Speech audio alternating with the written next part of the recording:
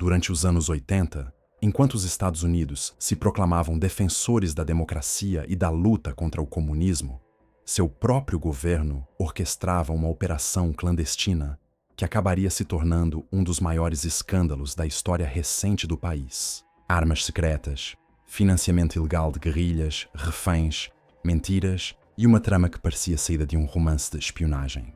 Este é o caso Irã-Contras, um episódio que revelou como altos escalões do governo de Ronald Reagan manipularam a política externa pelas costas do Congresso e do próprio povo americano.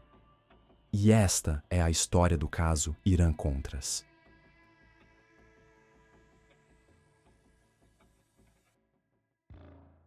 Para entender o escândalo Irã-Contras, é preciso situar-se no contexto internacional dos anos 80.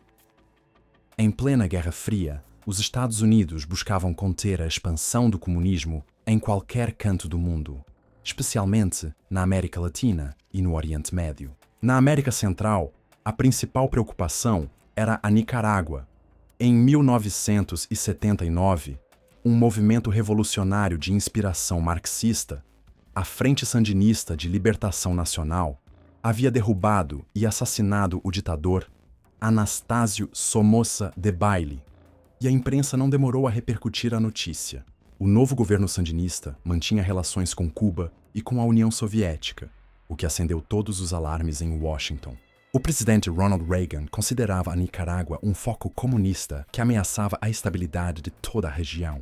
Para contê-lo, a administração dos Estados Unidos começou a apoiar um grupo armado contra-revolucionário, conhecido como os Contras. Esses Contras, no entanto, eram conhecidos por seus abusos aos direitos humanos, e o Congresso dos Estados Unidos decidiu cortar seu financiamento por meio de uma série de leis chamadas Emendas Boland, aprovadas entre 1882 e 1884.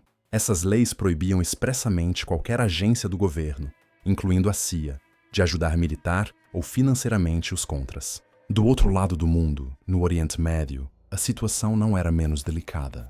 O Irã, após sua Revolução Islâmica em 1979, havia se tornado um inimigo declarado dos Estados Unidos, sobretudo depois da crise dos reféns na Embaixada Americana em Teherã. Além disso, o Irã estava imerso em uma guerra brutal contra o Iraque, que se estenderia de 1980 até 1988, o que o deixava necessitado de armamento. Ao mesmo tempo, vários grupos islamistas pró-Irã, como o Hezbollah, mantinham cidadãos americanos sequestrados no Líbano.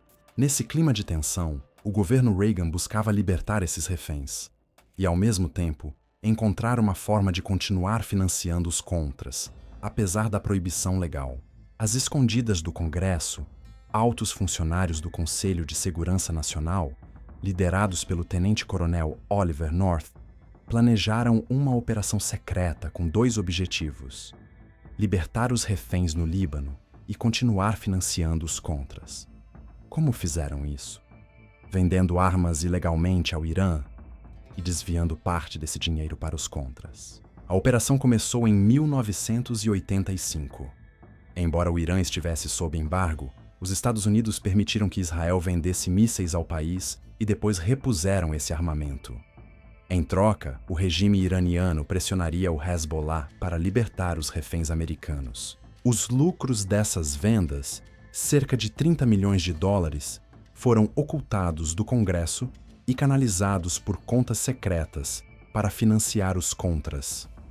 Mas essa não foi a única fonte de dinheiro.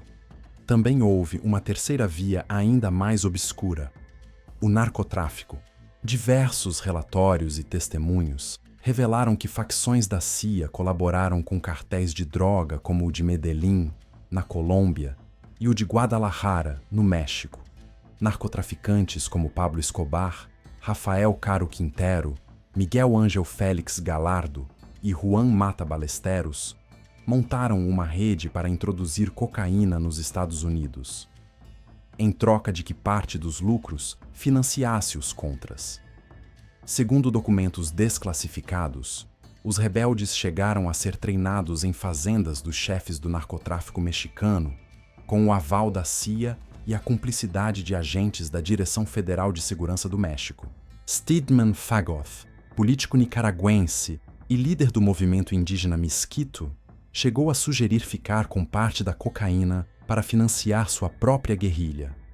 Manuel Antônio Noriega, um general panamenho que colaborava com a CIA, também foi ligado ao tráfico e ao apoio aos contras. Gary Webb foi um dos jornalistas que revelou essa conexão com sua série de reportagens Dark Alliance, publicada em 1996.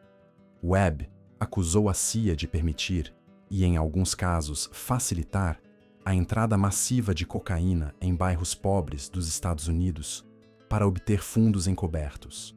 Sua investigação foi duramente atacada. Seu jornal apagou os artigos e, em 2004, Webb foi encontrado morto com 2 tiros na cabeça. O caso foi classificado como suicídio, embora muitos apontem que ele sabia demais. A tudo isso se somou a tragédia de Henrique Kiki Camarena, agente da DEA, que foi sequestrado e assassinado no México em 1985. Segundo ex-agentes da própria agência, Camarena descobriu os vínculos entre os narcotraficantes e o governo dos Estados Unidos e pagou com a vida. Eles apontaram diretamente a CIA como autora intelectual do crime. O escândalo explodiu definitivamente em novembro de 1986. Primeiro, um meio de comunicação libanês revelou a venda de armas para o Irã. Depois, um avião norte-americano que transportava armas e cocaína para os contras foi derrubado pelo exército sandinista.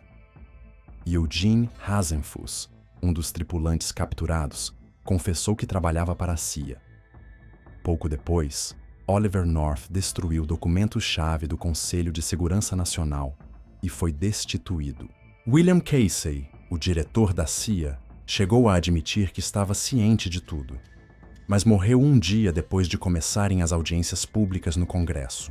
O Congresso iniciou uma investigação e o presidente Reagan criou a Comissão Tower, que concluiu que, embora não se pudesse provar que Reagan soubesse de todos os detalhes, ele foi acusado de não ter controlado seus subordinados e de secretismo e desprezo pela lei. Paralelamente, a imprensa e a opinião pública se dividiam.